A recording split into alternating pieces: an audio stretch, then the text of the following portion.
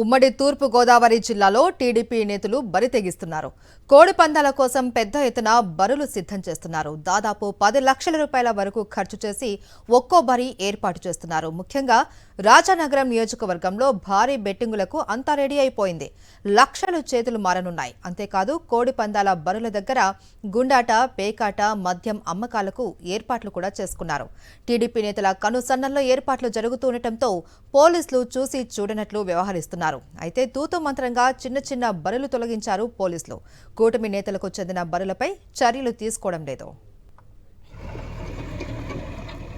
ఉమ్మడి తూర్పు గోదావరి జిల్లాలో టీడీపీ నేతలు బరితెగిస్తున్నారు. కోడి పందాల కోసం పెద్ద ఎత్తున బరులు సిద్ధం చేస్తున్నారు. దాదాపు 10 లక్షల రూపాయల వరకు ఖర్చు చేసి ఒక్కో బరి ఏర్పాటు చేస్తున్నారు. ముఖ్యంగా రాజానగరం నియోజకవర్గంలో భారీ బెట్టింగులకు అంతా రెడీ అయిపోయింది. లక్షలు చేతులు మారనున్నాయి. అంతేకాదు కోడి పందాల బరుల దగ్గర గుండాట, పేకాట, మద్యం అమ్మకాలకు ఏర్పాట్లు కూడా చేసుకున్నారు. టీడీపీ నేతల కనుసన్నల్లో ఏర్పాట్లు జరుగుతూ ఉండటంతో పోలీసులు చూసి చూడనట్లు వ్యవహరిస్తున్నారు. అయితే తూతు మంత్రంగా చిన్న చిన్న బరులు తొలగించారు పోలీసులు. కూటమి నేతలకు చెందిన బరులపై చర్యలు తీసుకోవడం లేదు. దీనికి సంబంధించి మరిన్ని వివరాలు మా ప్రతినిధి హరీష్ లైవ్ లో అందిస్తారు. హరీష్, మహేశ్వరి, ఉమ్మడి తూర్పుగోదావరి జిల్లాలో పెద్ద ఎత్తున కోడి పందాలు నిర్వహించడానికి బర్రెలు అయితే సిద్ధం చేశారు. ఓవరాల్గా దాదాపు 500 బర్రెలు ఏర్పాటు చేసినట్టు జిల్లా వ్యాప్తంగా, మొత్తం ఉమ్మడి జిల్లా వ్యాప్తంగా ఏర్పాటు చేసినట్టు తెలుస్తుంది. ఇందులో చిన్న పెద్ద బర్రెలునే. ప్రధానంగా అయితే అమలాపురం, అల్లవరం, మామిడికుదురు, మల్కీపురం, రాజోలు, సకినేటిపల్లి ఈ ప్రాంతాల్లో, కోనసీమలో చాలా వరకు పెద్ద ఎత్తున ఈ బర్రెలు అనేక చోట్ల ఏర్పాటు చేశారు. కూటమి ప్రభుత్వానికి సంబంధించిన ప్రజాప్రతినిధులు ఉన్న చోట అయితే చాలా పెద్ద బర్రెలు ఏర్పాటు చేయడం జరిగింది. లక్షల రూపాయల చేతులు మారే విధంగా ఇక్కడ ఏర్పాట్లు కూడా చేశారు.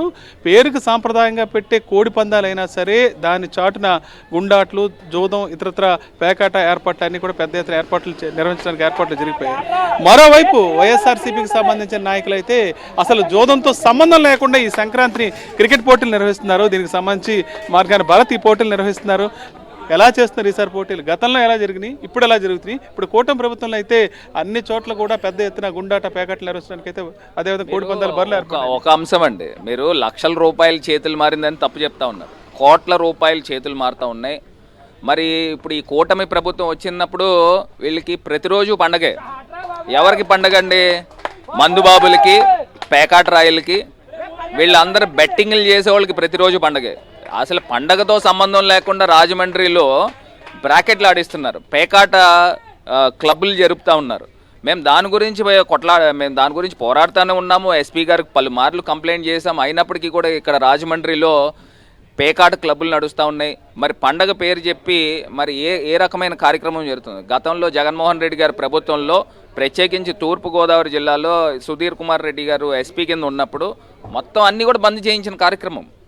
ఇప్పుడు సాంప్రదాయానికి ఏదో కోడి పందాల వరకు ఏదో రెస్ట్రిక్ట్ చేసి బెట్టింగ్లు లేకుండా చేసుకోవాలి, కానీ ఈ రకమైన జోదాలు పెట్టే కార్యక్రమం చేస్తూ ఉన్నారు. ఇప్పుడు మేము ఆదర్శంగా జగన్మోహన్ రెడ్డి గారు పుట్టినరోజు నాడు వైఎస్ఆర్సీపీ క్రికెట్ లీగ్ అని స్టార్ట్ చేశాము. ఇవాళ ఫైనల్ మ్యాచ్ జరుగుతూ ఉంది. మరి సుమారుగా 100 టీముల దాకా వచ్చి ఇక్కడ ఎంతో ప్లేయర్స్ అందరూ కూడా చాలా ఆనందంగా క్రికెట్ ఆడుతూ ఉన్నారు. సో ఈ రకమైన కార్యక్రమాలు చేయాలి, కానీ కూటమి వచ్చిన తర్వాత ఈ కోడి పందాలని, లేకపోతే ఈ బ్రాకెట్లని, గుండాటని ఇవన్నీ ఎంకరేజ్ చేయడం ఏంటని నన్ను అడుగుతున్నాను. సో ఇవన్నీ కూడా ఒక మంచి పద్ధతి కాదు. ఇప్పుడు ఉన్న కూటమి ప్రభుత్వంలో మనం చూస్తే ఎవరు కూడా షాపింగ్లు లేవు. ఎక్కడ కూడా చూస్తే వ్యాపారస్తులందరూ కూడా వెలవెల్లాడుతూ ఉన్నారు. ఎక్కడ కూడా కనీస పక్షాన వ్యాపారస్తులకి గతంలో జరిగిన దాంట్లో 20% కూడా వ్యాపారం జరగట్లే.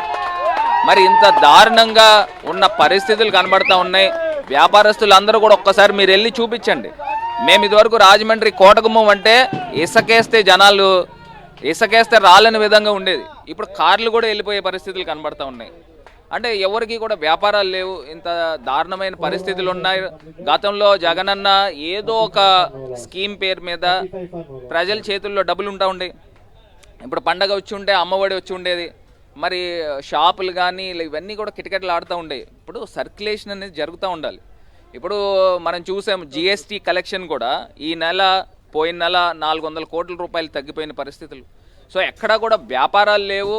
ప్రజలందరూ కూడా తెలుసుకుంటూ ఉన్నారు మోసపూరితంగా. ప్రతి మహిళకి నేను 18,000 ఇస్తాను, ప్రతి పిల్లలకి 15,000 ఇస్తాను అని మోసం చేసి ప్రజలందరితో ఓట్లు వేయించుకుని ఇవాళ ప్రభుత్వం వచ్చింది.